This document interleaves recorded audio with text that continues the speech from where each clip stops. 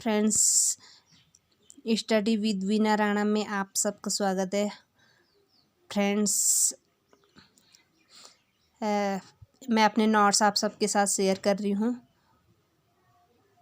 जिसमें मैंने अभी तक शेयर किए हैं हिंदी के जीवन परिचय और संधि के टॉपिक। और आज जो टॉपिक है वो है उपसर्ग का टॉपिक। फ्रेंड्स, हिंदी हर जगह पूछे जाने वाला सब्जेक्ट है, इसलिए जब भी हिंदी के क्वेश्चन अगर आते हैं तो उसमें उपसर्ग से रिलेटिव एक या दो क्वेश्चन आते ही आते हैं। इसलिए उपसर्ग को समझना बहुत ही ज़रूरी है। फ्रेंड्स, मैंने ज़्यादा लंबा नहीं लिखा है, मैंने सब शॉर्ट में लिखा है, क्योंकि जो पेपर की दृष्टि से महत्वपूर्ण है वही मैंने लिखा हुआ है। ठीक है, तो चलो सबसे पहले हम समझते हैं कि उपसर्ग आखिर किसे कहते हैं। तो उपसर्ग का अर्थ है उप, जिसका अर्थ है समीप, और सर्ग मतलब सृष्टि करना, किसी शब्द के समीप आकर नया शब्द बनाना। ठीक है, मतलब उपसर्ग क्या होता है कि किसी शब्द के पहले जो लगता है उसे क्या कहते हैं, उपसर्ग कहते हैं। ठीक है, और अंतिम में जो लगता है उसे प्रत्यय कहते हैं।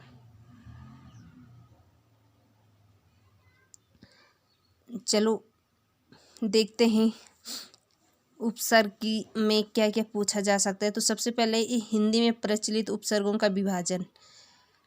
हिंदी में जो उपसर्ग आते हैं उनका विभाजन किस तरह से होता है। पहला है संस्कृत के उपसर्ग।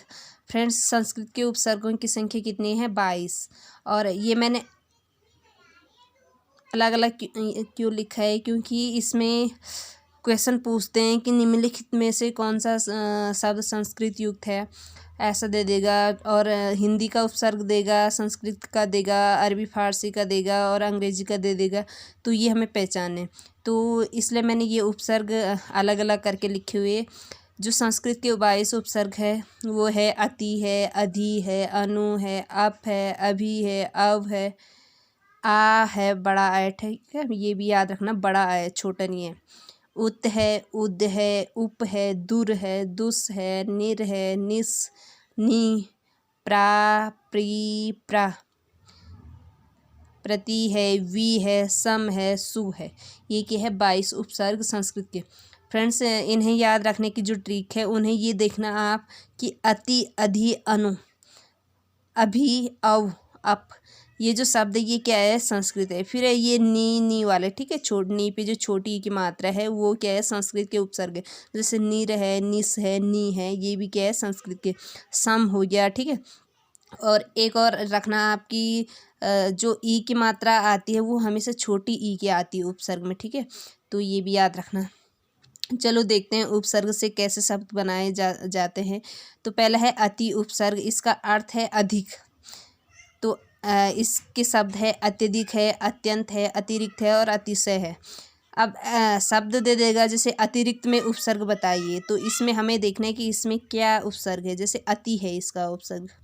नेक्स्ट है अधि। अधि का अर्थ है ऊपर या श्रेष्ठ, जैसे अधिकार हो गया, अधिपति हो गया, अधिनायक हो गया। ठीक है, फिर है अनु। अनु का अर्थ है पीछे या सम्मान, जैसे अनुचर हो गया, अनुकरण हो गया, अनुसार हो गया, अनुशासन हो गया। ठीक है, नेक्स्ट है चौथा अप। अप का अर्थ है बुरा या हीन, जैसे अपयश, अपमान, उपकार, अपकार सॉरी।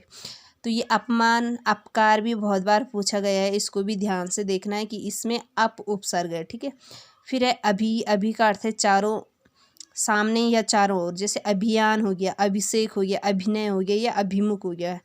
नेक्स्ट उपसर्ग है अव।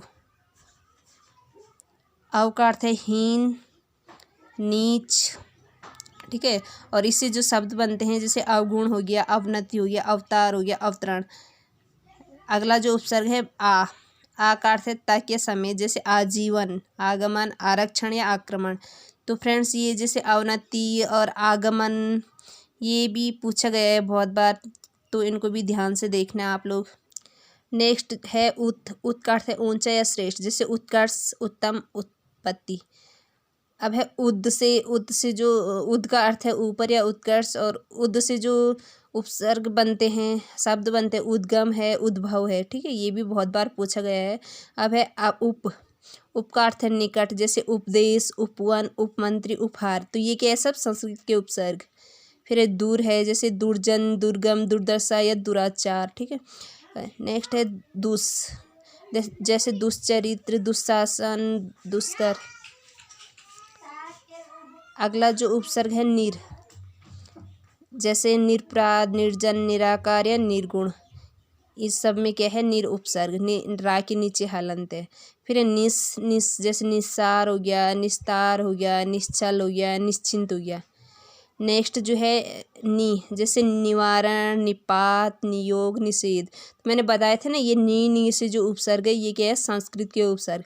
फिर प्रा है, जैसे प्रा का अर्थ है पराजय, पराभव, परामर्श या पराक्रम। ये क्या है इसमें परा उपसर्ग है। परि वाले हैं जो परि का अर्थ है आसपास से चारों तरफ, जैसे परिजन हो गया, परिक्रमण हो गया, परिपूर्ण, परिमाण। इसमें क्या है परि उपसर्ग। फिर प्रा, इसका अर्थ है अधिक या आगे, जैसे प्रख्यात, प्रबल, प्रस्थान या प्रकृति। ठीक है। अगला जो उपसर्ग है 19वां वो है प्रति, जैसे इसका अर्थ है उल्टा या सामने, जैसे प्रतिकूल हो गया, प्रत्यक्ष हो गया, प्रतिक्षण हो गया या प्रतीक हो गया। नेक्स्ट है वी, जैसे विदेश, विलाप, वियोग या विपक्ष। विपक्ष जैसे पेपर में बहुत बार पूछा गया है विपक्ष या विदेश में से उपसर्ग छांटिए, तो इसमें है वी। फिर है सम, जैसे संस्कार, संगम, संतुष्ट, संभव। फ्रेंड्स ये सम उपसर्ग वाले भी बहुत पूछे जाते हैं, इनको भी ध्यान रखना। संस्कार पूछेगा तो कोई क्या करते इसमें संस उपसर्ग कर लेते, लेकिन इसमें सम है। ठीक है। जिसमें ऊपर एक बिंदी होती है उसमें क्या उसको माँ पढ़ते हैं, तो इसमें सम उपसर्ग है। लास्ट है सु मतलब अच्छा, जैसे सुजन, सुगम, सुनिश्चित या सुपात्र। ये थे संस्कृत के उपसर्ग। अब आगे चलते, आगे है हिंदी के उपसर्ग। हिंदी के उपसर्गों की संख्या 13 है, जैसे छोटा आ, अन है, का है, कु है, दु है, नी है, ओ है, भर है, सु है, अध है, उन है, पर है, विन। ये क्या है हिंदी के उपसर्ग। जैसे मैंने ये अलग से लिखे हैं वैसे आप भी लिखना है इनको अलग से, क्योंकि अलग लिखने पे क्या याद हो जाते हैं। ठीक है। अब देखो उपसर्ग है, अर्थ है, फिर शब्द है। अब देखो संस्कृत के जो उपसर्ग थे उसमें क्या था बड़ा आ, और इसमें क्या है छोटा आ। ठीक है। यही भी आप अंतर याद रखना है कि उसमें बड़ा आ था, जैसे आजीवन हो गया। ठीक है। आभाव हो गया, आजीवन हो गया, सॉरी, आगमन हो गया। तो ये क्या था संस्कृत के उपसर्ग। अब जैसे छोटा है जिसका अर्थ है अभाव, जैसे अछूता, अथा, अटल। नेक्स्ट है अन, जैसे अनमोल, अनबन, अनपढ़। फ्रेंड्स हिंदी के उपसर्ग पहचानने का एक सही ट्रिक ये है कि ये जो शब्द होते हैं ये मतलब ये देख लो कि ये हमारे देश में ही जन्मे हुए शब्द है, या तो किसी बोली भाषा में प्रयोग होते हैं। ठीक है। या फिर ये मतलब बाहर से नहीं लिए गए, संस्कृत के शब्द नहीं है। ठीक है। तो ये याद रखना, अगर ये शब्द दिए होंगे तो ये पहचान आपकी ये हिंदी के उपसर्ग है। फिर है जैसे का है, का अर्थ बुरा, जैसे कपूत हो गया, कचोट हो गया। देखो ये पहचाने जा रहे हैं ना कि ये हिंदी के शब्द है, ऐसा लग रहा है कि हमारी बोलचाल में प्रयुक्त होने वाले शब्द है। तो ये क्या है हिंदी के उपसर्ग। कु हो गया, कुचाल, कुचैला, कुचक्र। फिर दु है, दुबला, दुलारा, दुधारू। ठीक है। नी उपसर्ग है, निगोड़ा, जैसे निडर है, निहत्ता है, निकम्मा है। देखो लग रहे हैं कि जैसे ये तो अरे ये हम तो हमेशा यूज करते हैं बोलने में, ये तो मतलब हमारी भाषा में ही ये शब्द यूज होते ज़्यादातर। अ हो गया, अगुण, अघर, अवसर, अवसान। फिर है भर है, जैसे भरपेट, भरपूर, भरसक, भरमार है। नेक्स्ट है सु, जैसे सुडौल हो गया, सुजान, सुघड़, सुफल। फ्रेंड्स मैंने इसमें ज़्यादा से ज़्यादा आपको उपसर्ग के शब्द बता रखे हैं, क्योंकि इन्हीं में से कोई शब्द आ सकते हैं, तो ये सब आपने याद रखना है। जैसे अध उपसर्ग से बनेगा अधपका, अधकच्चा, अधमरा, अधकचरा। ठीक है। ऐसा आ सकता क्वेश्चन कि अधकचरा या अधपका में उपसर्ग बताए। फिर नेक्स्ट है उनका अर्थ है एकम, जैसे 29, 39, 59, 69। फिर नेक्स्ट है पर, जिसका अर्थ है दूसरा या बाद का, जैसे परलोक हो गया, परोपकार हो गया, परसर्ग हो गया, परहित हो गया। नेक्स्ट है बिन, जैसे बिन ब्याह, बिन बादल, बिन पाए, बिन जाने। जैसे बोलते हैं ना कि बिन बादल बरसात हो गई। ठीक है। बिन ब्याह जैसे कुंवारे को बोलते हैं, तो ये क्या थे, हिंदी के उपसर्ग। फिर आता है कि अरबी फारसी के उपसर्ग। फ्रेंड्स, ये जो उपसर्ग है इनमें दो तरह के टॉपिक क्लियर हो रहे हैं हमारे। एक तो उपसर्ग वाला, और एक कभी क्वेश्चन आता है कि किस भाषा का शब्द है, ठीक है। तो ये भी आपने याद रखना है कि इनमें शब्द पहचानने हैं कि ये अरबी फारसी का है, या ये संस्कृत का है, ये हिंदी का है।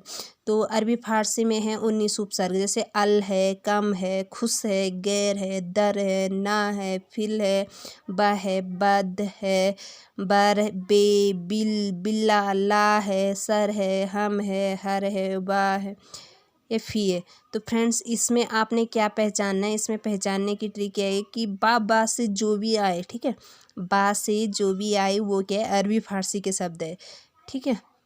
अब देखो, जैसे उपसर्ग है उसके अर्थ है और शब्द है। जैसे अल का अर्थ है निश्चित, जैसे अलबत्ता, अलगरज। तो ये लग रहे हैं ना कि जैसे हमारे बोलचाल से ये थोड़ा अलग से शब्द है, तो ये क्या है, अरबी फारसी से लिए गए हिंदी में, ठीक है।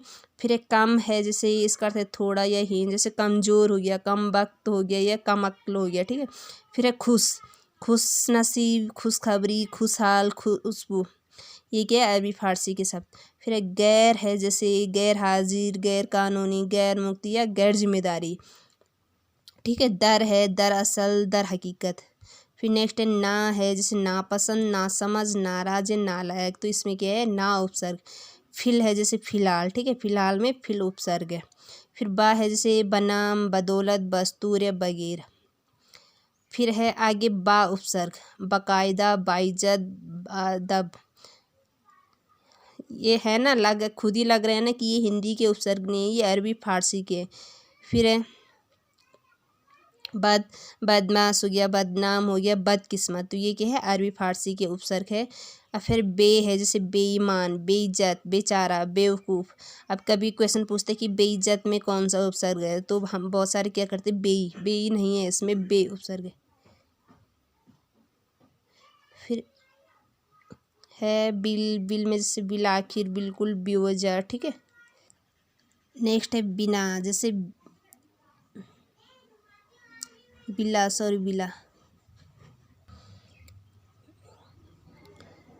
बिला के शब्द क्या है,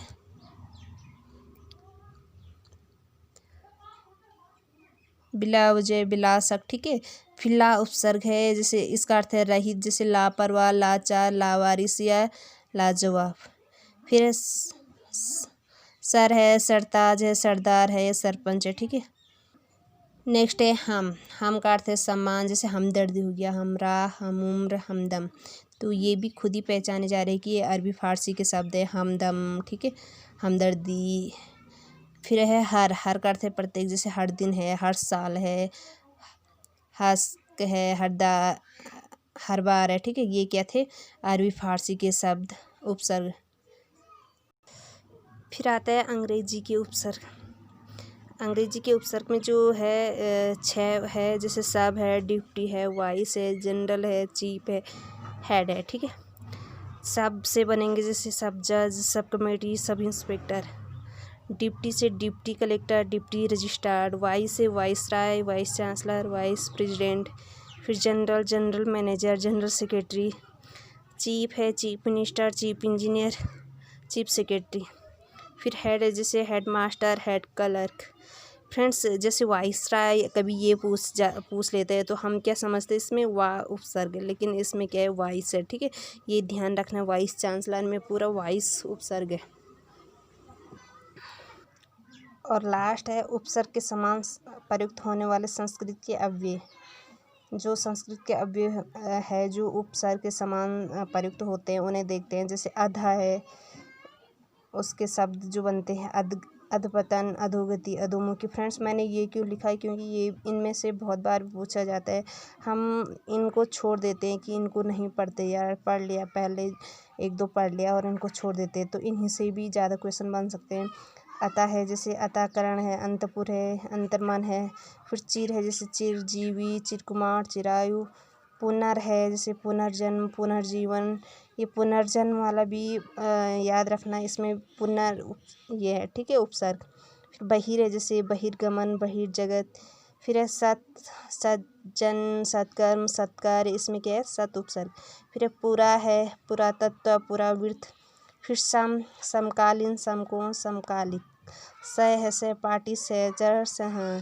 तो फ्रेंड्स ये था उपसर्ग का टॉपिक, और अच्छा लगे तो लाइक करना, चैनल को सब्सक्राइब करना, क्योंकि जितने भी नोट्स मैं लेके आऊँगी उन सब के नोटिफिकेशन आपको मिलता रहेगा। Thank you friends, thank you.